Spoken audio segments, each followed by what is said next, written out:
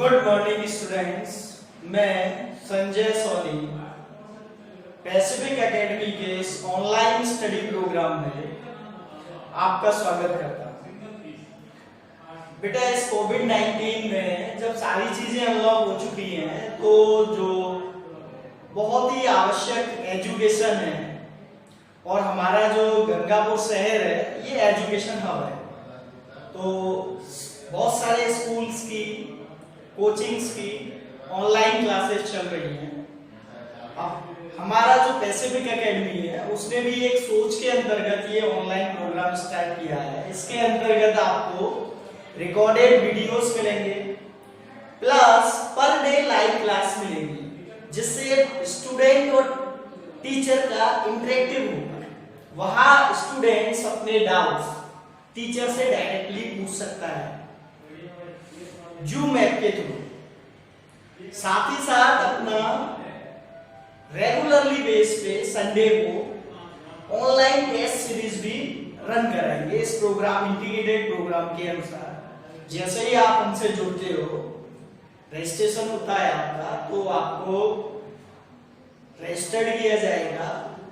जैसे ही recorded video, फिर उसके बाद लाइव और फिर उसके बाद संडे को टेस्ट, जिससे कि आपका जो भी कंसेप्ट हमने रिकॉर्डेड वीडियो में पढ़ाया उसको आपने सुना समझा, उसके बाद आप लाइव क्लास में उससे रिलेटेड डाउट्स टीचर से पूछोगे और फिर उसी टॉपिक्स का जब आप टेस्ट दोगे तो ये एक टॉपिक आपका बिल्कुल क्लियर हो जाएगा जैसे आप ऑफलाइन में करते थे। तो इसी ऑनलाइन प्रोग्राम के इस वीडियो में मैं आपको क्लास 12th मैथ का चैप्टर नंबर 3 प्रोवाइड कर रहा हूं।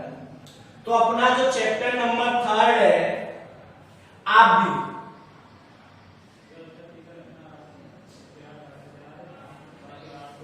ठीक है ना। क्लास 12th में मैथमेटिक्स में चैप्टर नंबर 3 है आप। ये बोर्ड क्लास में, बोर्ड में, राजस्थान बोर्ड में 5 मार्क्स का आएगा, ठीक है ना बेटा। अब इस चैप्टर में सबसे पहले क्या क्या चीज अपन पढ़ेंगे। रेगुलरली बेस पे आपको जो रिकॉर्डेड वीडियोस मिलेंगे तो उसमें हम एक कंटेंट में जो भी टॉपिक्स हैं, एक टॉपिक का एक वीडियो आपको प्रोवाइड करेंगे, फिर उसका लाइव सेशन में डाउट क्लियरेंस होगा। तो सबसे पहले इसमें मैं कंटेंट बताता हूं अपन क्या क्या चीज पढ़ेंगे। तो सबसे फर्स्ट टॉपिक है परिभाषा, डेफिनेशन।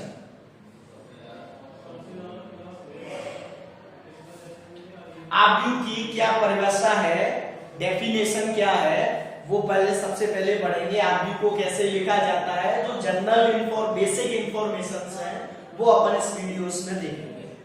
सेकंड है अपना टॉपिक आव्यूह का व्यापक रूप, जनरल फॉर्म। फिर इसके बाद आव्यूह के प्रकार।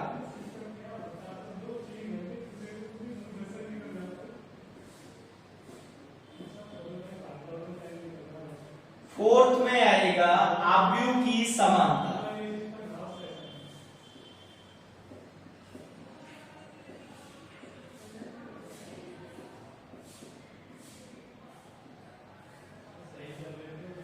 फिर अगला टॉपिक आएगा आव्यूहों का निर्माण, आव्यूह निर्माण।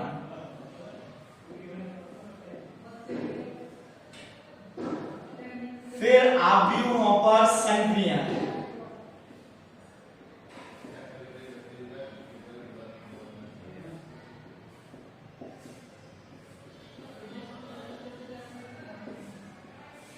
जैसे संख्याएं पढ़नी पड़ी, उनको फिर जोड़ना, घटाना, गुणा, इनको अपन गणितीय संक्रियाएं बोलते हैं। तो आव्यूह भी अपने आप में नया टॉपिक्स है। आव्यूह पढ़ने के बाद आव्यूहों पे कौन कौन सी गणितीय संक्रियाएं अपन कर सकते हैं, क्या आव्यूहों को जोड़ते, घटाते, गुणा, भाग सारी काम हो सकते हैं, या कोई नई संक्रिया है, इनको अपन मैथमेटिकल ऑपरेशंस बोलते हैं। सातवां लास्ट टॉपिक है व्युत्क्रम आव्यूह या प्रतिलोम आव्यूह।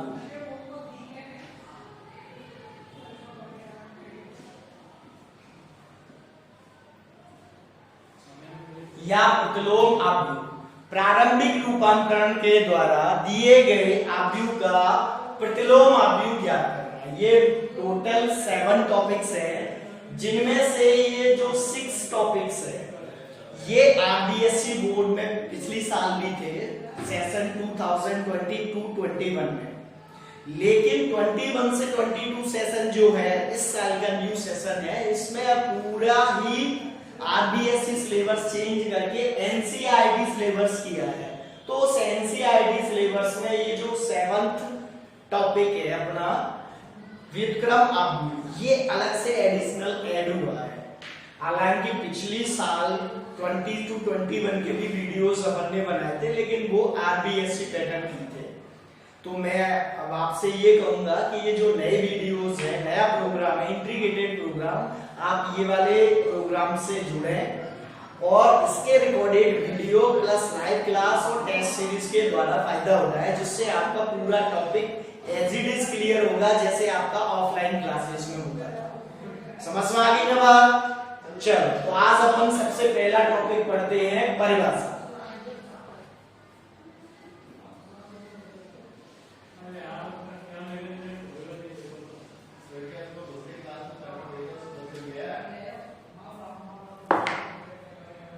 आव्यूह की परिभाषा।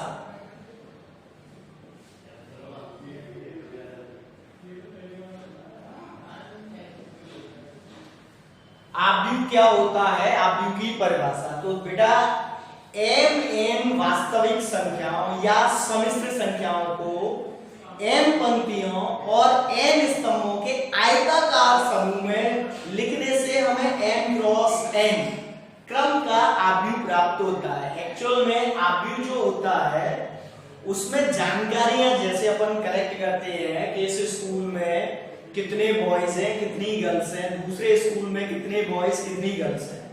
मान लो अपन ने गंगापुर के 2 स्कूल्स ले लिए और उनमें अलग अलग बॉयज और गर्ल्स की काउंटिंग अपन इंफॉर्मेशन इकट्ठा करें और उसको एक रेक्टेंगुलर कॉलम में आयताकार समूह में लिखें, रेक्टेंगुलर ग्रुप्स में लिखें, तो उसको अपन आव्यूह बोलते हैं। इस तरीके की जो डाटा की स्टडी है वो मैट्रिक्स स्टडी में आता है, आव्यूह सिद्धांत में आता है।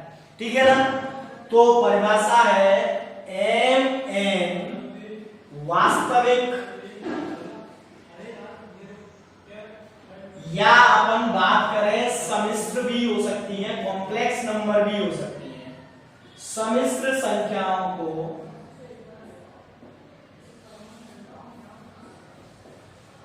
m पंक्तियों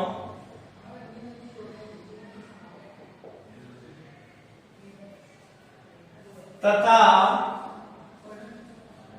n स्तंभों के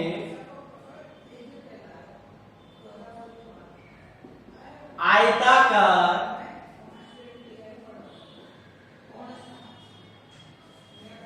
समूहों में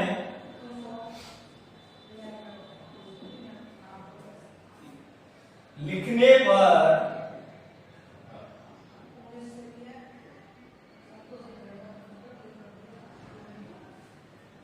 हमें m गुणा n क्रम या इसका दूसरा नाम है कोटि। ध्यान दें, ये 1 नंबर का क्वेश्चन पूछा जाता है किसी दिए गए आव्यूह की क्रम या कोटि। ठीक है ना? m गुणा n क्रम का आव्यूह प्राप्त होता है।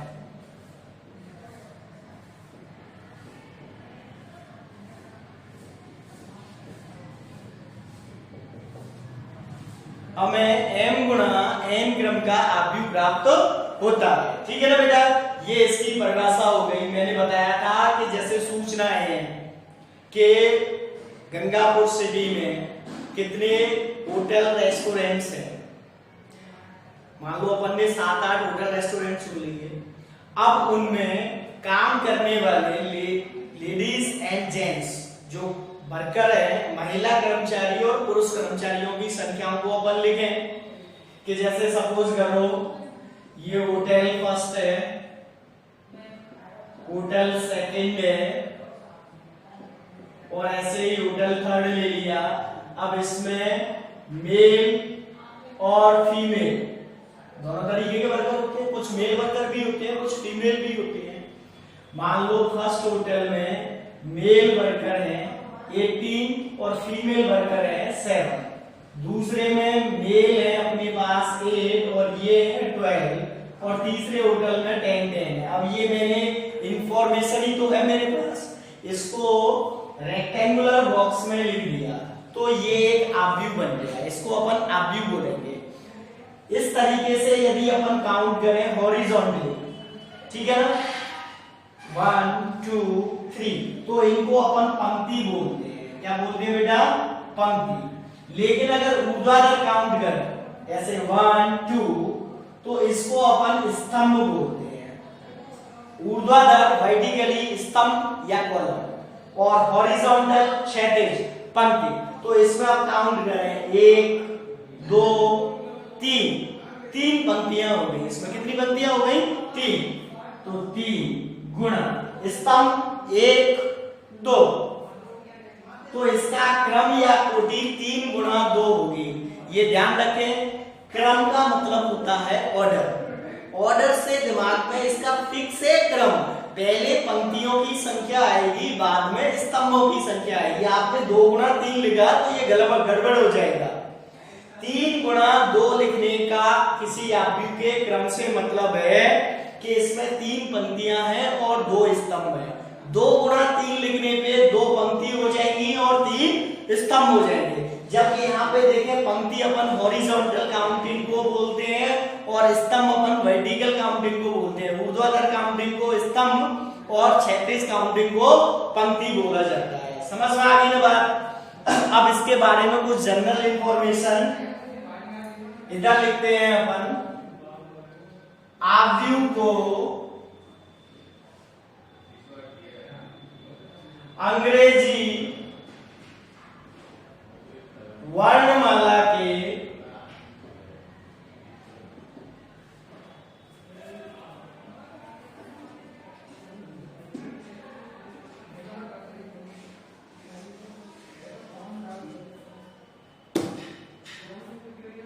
कैपिटल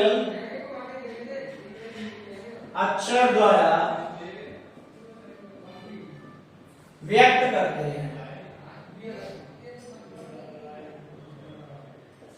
यानी पूरा जो आव्यूह था अभी अपन ने लिखा था इस तरीके का, तो इसको अपन अंग्रेजी वर्णमाला के कैपिटल अक्षर, बड़ी ए बी सी, जिनको अपन बड़ी ABCD बोलते हैं, उससे व्यक्त करेंगे। Is that clear? चल नेक्स्ट,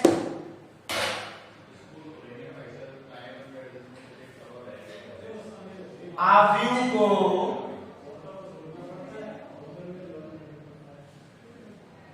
या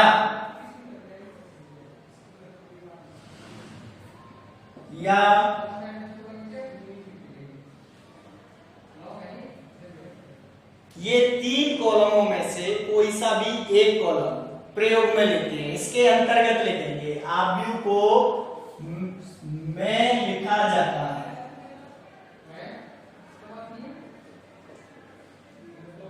यानी इसको आव्यूह को जब लिखते हैं तो या तो ये स्क्वायर वाला ब्रैकेट बनाते हैं या ये कर्व्ड ब्रैकेट का यूज करते हैं। ऐसे कर्व्ड वाला बना देते हैं ना ऊपर कॉर्नर पे थोड़ा सा, और ये कर्व्ड वाला, और या फिर double straight line, parallel lines, 2 parallel lines इधर, 2 पैरेलल लाइंस इधर, ये 3 नोटेशन में व्यक्त किया जाता है। तीनों में से किसी भी एक नोटेशन में। तो बुक में जनरली ये और ये गिवन है। इसका अपन कभी कभार रेयर केस में जब बच्चे को घुमाना होता है किसी क्वेश्चन में, तब इसका यूज कर लेते हैं। बच्चा भूल जाता है कि ये क्या है, ये तो डिटरमिनेंट है। अगला अपना जो टॉपिक है सारणिक, उसमें क्या है, सिंगल लाइंस में अपन लिखते हैं। यहाँ डबल लाइंस का मतलब होता है मैट्रिक्स आव्यूह। Is that clear? चलो, आव्यूह के अंदर जो लिखा रहता है उसको अपन अवयव बोलते हैं। क्या बोलते हैं बेटा? अवयव बोलते हैं। ये अपना आव्यूह की परिभाषा होती है। क्या होती है? आव्यूह की परिभाषा कंप्लीट होती है। अगला जो टॉपिक है, नेक्स्ट अपना टॉपिक है आव्यूह का सामान्य रूप या व्यापक रूप। इसके बारे में अपन नेक्स्ट वीडियो में चर्चा करेंगे। तो हमारे साथ जुड़े रहिए और अपनी स्टडी को कंटिन्यू करते रहिए। लास्ट में मैं केवल इतना ही कहूंगा कि हमारे इंटीग्रेटेड जो प्रोग्राम है वो बेस्ट है, उसमें आपको रिकॉर्डेड वीडियोस के द्वारा पहले पढ़ाया जाएगा, उसमें जो डाउट्स आएंगे वो आप लाइव सेशन में दूर कर सकते हैं और उसके बाद उसी टॉपिक का अपन रेगुलरली टेस्ट लेंगे। तो मैं समझता हूं कि आपका वो टॉपिक ऑफलाइन के एज इट इज क्लियर हो जाएगा। धन्यवाद।